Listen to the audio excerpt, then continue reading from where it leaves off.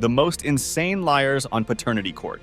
She's right sometimes, and sometimes he's right. She's wrong for doing that text. I told her she shouldn't do that. You are doing the exact opposite of what you should be doing. You all can talk all you want to talk, but really the paternity question, it's just up in the air. I don't want to see the day that the father of my child tries to come up short for my baby. Only one lie can shatter trust forever, and then no matter how hard you try, there is no going back. Miss King is experiencing it firsthand because her boyfriend is refusing to father her child after being duped into a fake pregnancy. Now, all right, Mr. Porter, so then Miss King admits she lied and said she was pregnant. What happened? You're pregnant, what happened? At the time, she told me she was pregnant, so I believed her. Decided, because I didn't have my father in my life, I decided I'm gonna step up to the plate regardless. So the guy stepped up to the plate, but it didn't go for long, because 1 month after breaking the pregnancy news, Miss King walked in again with a pregnancy test, which made no sense. Nonetheless, the plaintiff told the court that she had no other option but to deceive the guy at the podium to make him stay with her. You were really trying to get pregnant because you knew you had lied. Go on, just tell the truth, girl. We already know what happened.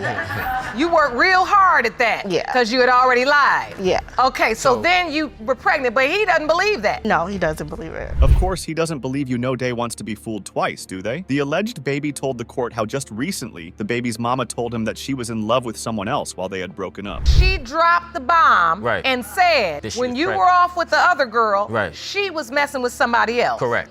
Sounds like she was coming clean before she got to court, right, Jerome? That's absolutely true. Look, it's gonna all come out here. I always say if it don't come out in the wash, it's coming out in the dry, or it's coming out in paternity court. It turns out that the duo had tit-for-tat tack on, and every time they broke up, both of them went back to their exes, which is just the right recipe to end up in paternity court. Mr. Porter is standing over here, and I mean, nobody's perfect, but he's at least being a stand-up guy. And I do admit that I'm wrong. On so many levels. That goes to further my doubt, you know, like. Exactly. We do agree with Judge Lake. Such things can rough up doubts. And if you see messages that line up with your doubt, what other options do you have than just step back? This is your recollection of the text exchange. Miss King writes, in the hospital about to have the baby. The other man responds, cool, is George signing the birth certificate? Miss King responds, no, he doesn't want to be responded. Other man says, I will sign the birth certificate. Miss King says, okay, great. It was just a joke. Even if it was just a joke, guess what? It wasn't funny at all. And it most recently acted as a catalyst to your kind, having no father at all. What's wrong with people today? Because my son deserves to have a father. I agree. But it's not the father you choose because it's the person you want to be the father. It's the father that truly is his biological father. And that's not how it works. George is the father. There was so much on the poor defendant's mind with his infertility, plaintiffs lying, and another man calming the kid. There was no way out of this mess other than the DNA result. Mr. Porter, you are the father.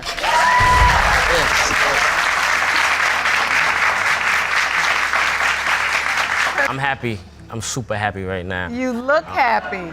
In the episode, Mr. Muhammad has come to the court as he does not want another man to raise his child, while the baby mama is testifying that she is sure of him not being the father as she cheated on him. And you say it's not his baby, Mr. Walton. Yes, ma'am. I say that because during my conception day, I was having more sexual intercourse with the other guy than Mr. Muhammad. And you were having sex with this other guy behind his back, is that correct? Yes, ma'am. After this revelation, Miss Walton told the court that Mr. Muhammad was no angel, either, as he also had been riding the same train. But the plaintiffs claimed that these accusations were being made because baby mama wanted him out of the picture. So you're saying you were in a relationship. In a relationship. And you're saying you were not in a relationship when Brooklyn was conceived? No, we was not in a relationship. We were just living together. Wow. And you have an older child together, am I correct? Yes, 4 years old. Were you still intimate with Mr. Muhammad during that time as well? Yes, I was. The couple was giving out quite juicy details on the show, as Miss Walton had both men warped around her finger well. But Judge Lake was beyond this stuff and was more focused on the issue of conception. Take me to the moment you find out you're pregnant. The moment I found out I was pregnant, I text the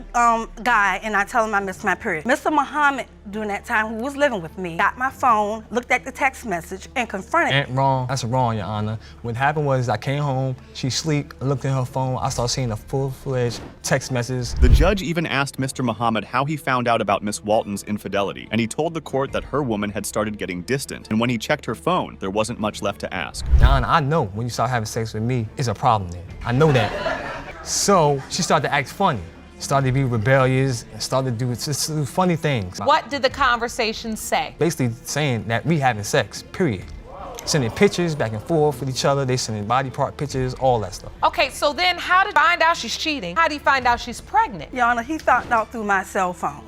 He's the type that like to go through your cell phone. He even took my cell phone for 2 months. Still, after that revelation, Mr. Muhammad was sure that he was the father. He even remembered the date of conception. The poor guy pleaded to the court that the baby girl was a spitting image of him. But looks do tend to deceive. And then there was Miss Walton's test, which raised all sorts of doubt. Miss Walton admits that she was having sex with both men, you and the other man. You weren't using protection with the other man? No. You weren't using Snap. protection, Mr. Muhammad? No. Trifling. You were having sex around the window of conception with both men? Yes. Did you tell the other man, I'm pregnant and this could be your baby? Yes, I told him. However, the defendant claimed that the guy at the podium was just all show and no go, and that she had been taking care of her child alone. But Mr. Muhammad negated her testimony. Still, the fishy part was Miss Walton only considering one option. 11 Judge Lauren believed that it didn't add up why Miss Walton acting until she let the cat out of the bag. The other man is your child's biological father, unless you really believe that. Your Honor, she gave Honestly, Brooklyn I my believe last... it in my heart that he is the biological father Your of the Honor, man. she gave And plus Brooklyn- the other man, he will be more financially helpful. He'll be more of a father. Oh, you've decided that this other man is going to take care of Brooklyn She's better trying than to- Mr. Muhammad. Yes. So the episode where the mommy picked the guy with more money, she would just keep her real dad away for a comfortable lifestyle. Well, you can manipulate your way through life, but you can do that with DNA. Mr. Muhammad,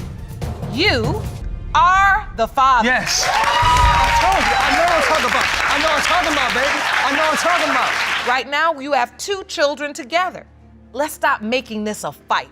Do you understand? Yes. Separated but still stirring the drama, Ms. Nazarene sues Mr. Rami for absenteeism and deadbeat daddy status. But the plot thickens as the defendant has his issues to address. Will this family feud ever end? Ms. Nazarene, you are here today to sue your ex-boyfriend, Mr. Rami, for being an absentee father and a deadbeat dad. You claim Ms. Nazarene has done immeasurable damage to your life and career by her very difficult personality. The trial commenced with a relationship recap of how and when their relationship began to suffer and sour, and we got to listen to how things started to go out of the way due to irresponsible actions. Our relationship began to sour when I became pregnant, and Things had soured long before that. She's not the most easy person to deal with. There are definitely signs that were before she got pregnant. When you say she's not the easiest person to get along with, what do you mean specifically? Complete irrationality. Plaintiff has another argument to present against the defendant, and it kind of seems like he was a bonehead to Miss Nazarene while they were together, and even after being separated. Well, she proved her point like this. absolutely not true. He and I have had one incident where he stole $500 from me and had me and my baby in a car that had a steering column that fell. For the time that we were together, we tried to reconcile. He never, to this day, he's not kept a job. However, the fact that the baby daddy was irresponsible towards his children was the bone of contention. But Miss Nazarene was not innocent either, as her arrogant behavior led them apart like this. This is what he said when the judge asked him about putting effort into raising kids. What level of effort have you put forth to take care of the children? Well, first of all, she decided to move to the other side of the country without talking to me about it. Have you provided steady support? Well, it depends on what steady is. No, I haven't sent a check every 2 weeks. No, I haven't. Looks like the plaintiff herself is playing the role of lawyer and judge too. I mean, who on earth acts like this at a young child's funeral? I guess she needs to stop talking and listening more. And I also called you when you told me that During- I let you know I had a $700 electric bill and your son needed to go During to that summer time- school so that he could graduate on time. During so that I don't care time- about your brother's son. You don't care about your own son. Why would I care about your brother's son? Keep it 100. So she was being cruel and selfish in text messages as well. Now I guess we need to figure out how someone can be an ignorant mouth breather in a situation like this. Sends a list of text messages saying that it's nice to know that we care about the dead more than the living. Yeah, let the dead And bury she- the dead. I said it and I mean it. Now, are these the Basically- text messages that you submitted to the court? Yes. Can you read them to me? All right. And I believe mean can. every last one of them. Baby mama's response is quite shocking. She doesn't feel bad or regret her words even for the sake of humanity. What kind of human does this to anyone? Well, Judge Lake articulated some schooling words like this. And I'm hearing from you, Miss Nazarene, and look, take this from me because I mean it earnestly. If you want this man to be involved in his kid's life, you've got to sometimes at least sometimes present yourself as a person that somebody would want to be around. This is how a continuous stream of scrap is going on between Judge Lauren and the plaintiff due to her unnecessary comparison and wrath over the other party. But she ain't gonna stop anyway. A young person, did you say 21 years old? No, they were The not first in reference. grandchild, No, yes. they were not in what they were in response to. I had talked to him a week before that.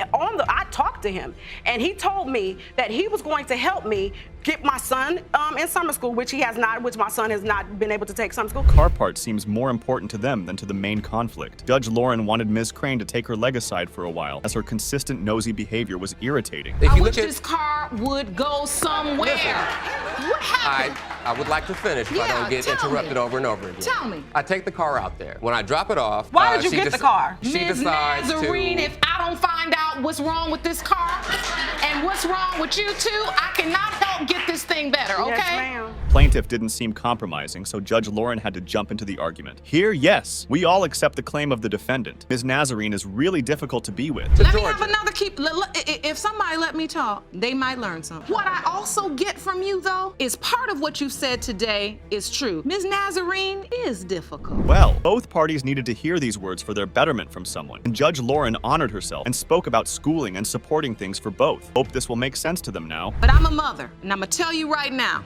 I don't want to see the day that the father of my child tries to come up short for my baby. It's for somebody to give a mediocre effort when it comes to their kid. You gotta respect that. The plaintiff's annoying arguments don't seem to end. It's like things are swirling in a circle. She needs to have a reminder about her main concern, but it seems like their own problems are bigger than the one they came for in the court. I do not see reconciliation in this picture. No. However, I do see two people who I know are intelligent enough to understand this. You have got to love the children more than you hate each other. It was quite evident that by now Judge Lake was annoyed by the persistent arguing, but did it stop the plaintiff from going on? No, not all. The woman kept on coming like Kraken on the loose.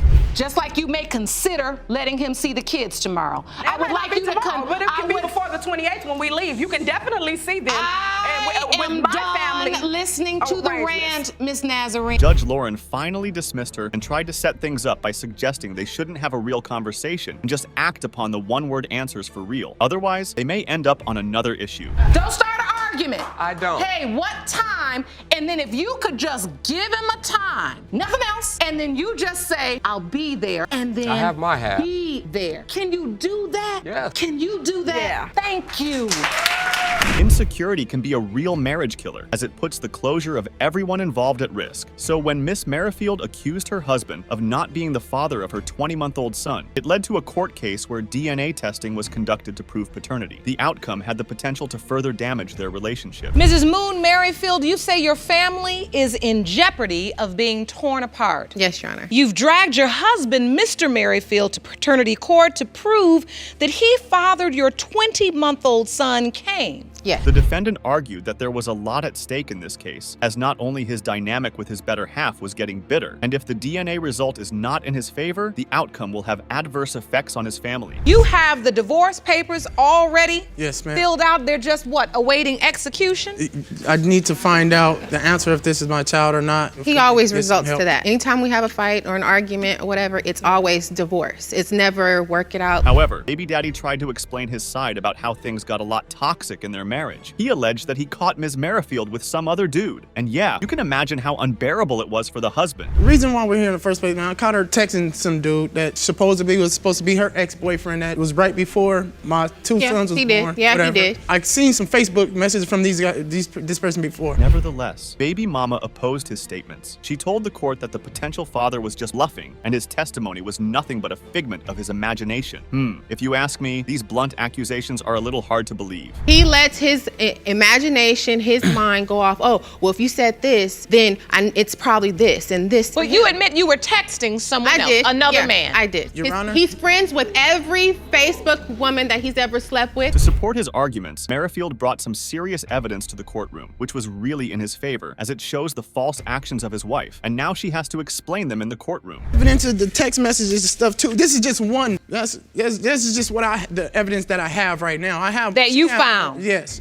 She has more. That's me. I admitted to all my my messages right there. I'm texting one of the dudes that she was talking to right there. And so this is a message where you text this man. Yes. Up next, Judge Lauren asked them about how their relationship started, and it was revealed that they were childhood heartthrobs. But as time passed, they lost their cozy, heartfelt love, and their relationship got rocky. I was in 13, high school. I was 13, she was 14. I used to walk to school, pick up those little things that you blow, and you close your eyes and make a wish. Yes. I used to walk to school in 7th grade, and I used to see those and pick them up and wish like, oh, I love this girl, I wish I have a family and kids by this girl. You know what they say, be careful what you wish for. You know, and I used to wish for that all the time. Kinda feels like he is the patriarchal man, as he has a double standard. He made his girl change her number, but won't do something like that when it comes to him. But at this time, it should go both ways, shouldn't it? Still has his number. He made me change my number, but he won't change his number. And he tells me just because they crossed the line one time, they can still be good friends. No, the reason why because it's me, oh no, I automatically want to have sex with this person. Because their testimony was not helping Judge Lauren in inferring the real issue of their relationship, she hopped up into questioning the doubt part, but their arguments won't stop and nothing will help their testimony. Can you please explain to me the doubt you have concerning Cain's paternity? Okay, the doubt that I have, the reason why I have doubt is I found her texting 3 different dudes. 3 of them she already slept with and she loves. Okay, so we can say that his negligence and irresponsibility were the hurdle in their on and off relationship. But up next, what his wife admitted is also beyond the limit. Why would she do that while already experiencing wishy-washy with her spouse? Is that why you do enjoy texting or talking to other men? He criticizes everything I do. Oh, I would have had this whole thing done within an hour. You're supposed to do it this way. I don't live with my father, never have. To clear up the mess, Judge Lake ordered the witness to step to the podium and explain what she knows about, but I guess she only knows how to start a war of words. I have been with this little boy, this young man, since he was 14 years old. He still doesn't know how much I love him. He still thinks I try to come between them. I want my daughter to have her husband and her whole family together because she wasn't raised with her father. Baby mama apparently revealed that Mr. Merrifield doubts the child just because he is light-skinned and has colored eyes, which he lied to get out of, but it didn't work as it was so witless and unreasonable to deny paternity over the looks of the baby. He had a little bit of doubt. Was a little but nervous, when that son came out, because he was light-skinned and he had colored eyes,